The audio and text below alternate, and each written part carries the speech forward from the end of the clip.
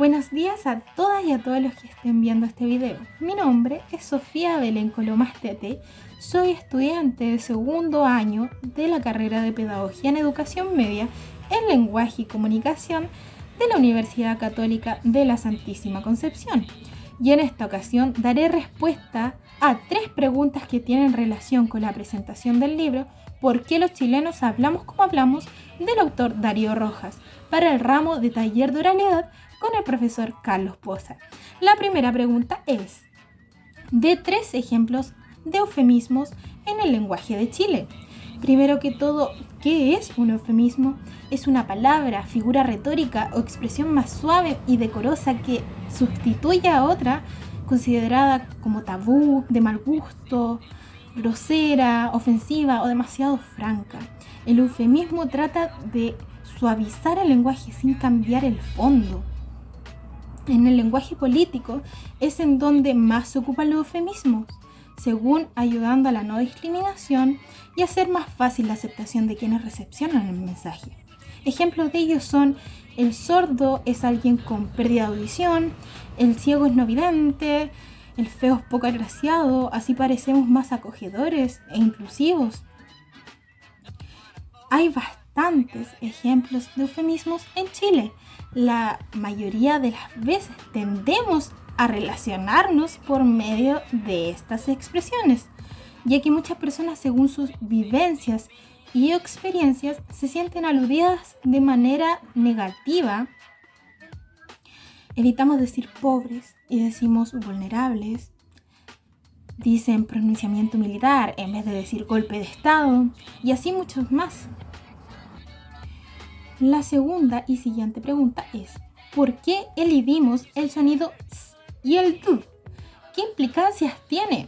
La elisión, o también llamada pérdida fonética, según el diccionario de la Real Academia Española, RAE, tiene 2 significados. La primera es supresión en algunos casos determinados de la vocal con que termina una palabra cuando la siguiente empieza por vocal, y la segunda es la acción y resultado de frustrar o debilitar una cosa. En otras definiciones, es un cambio fonético consistente en la eliminación o pérdida de un sonido o un conjunto de palabras. El porqué de la elisión de los sonidos s y el d es por la historia y la gran influencia que tuvo el andaluz en Chile y en toda América Latina. Los españoles que llegaron provenían del sur de España o de las Islas Canarias y consigo trajeron costumbres de todo tipo, hasta lingüísticas. Al hablar en la cotidianidad, tendemos a elidir la s y la d. En palabras como estabas, decimos estaba. En palabras como ciudad, decimos ciudad.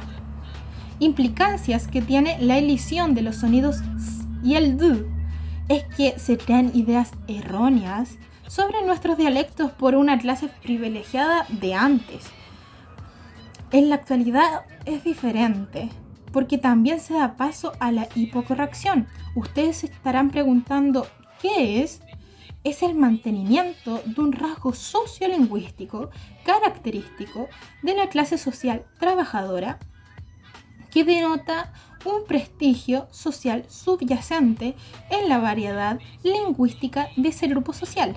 Así tal, personas de estratos sociales altos o que demuestran tener cultura y educación sobre algo tienden a elidir letras o sonidos al hablar y no se les juzga.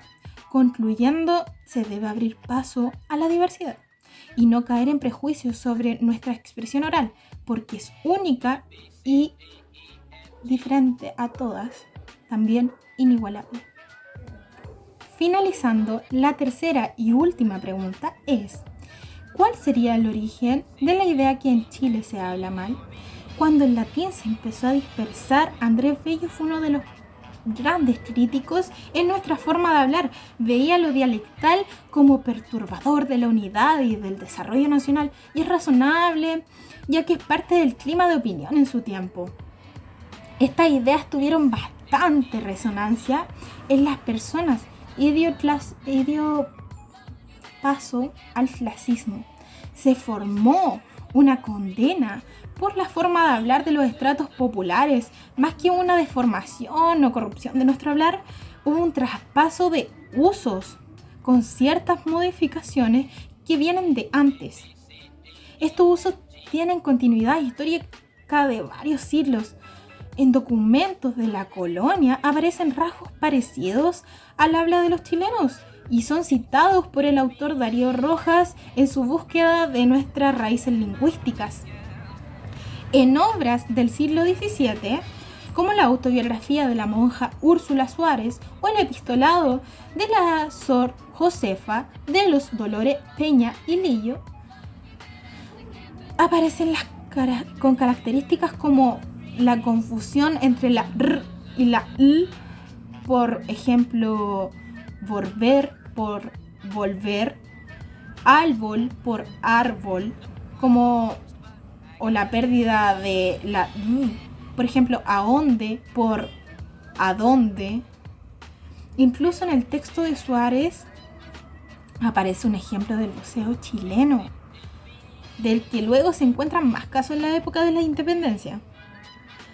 Lo diferente con la actualidad es que se quedaban en la periferia de la sociedad. En cambio ahora se han ido incorporando y conquistando lugares sociales que antes los rechazaban y se utilizan en diferentes contextos del habla. La idea de que hablamos mal es un mito, porque el lenguaje puede ser diverso y matizado, independientemente si se manejan más o menos palabras. Además, existen prejuicios sociales cuando se habla de riqueza de vocabulario.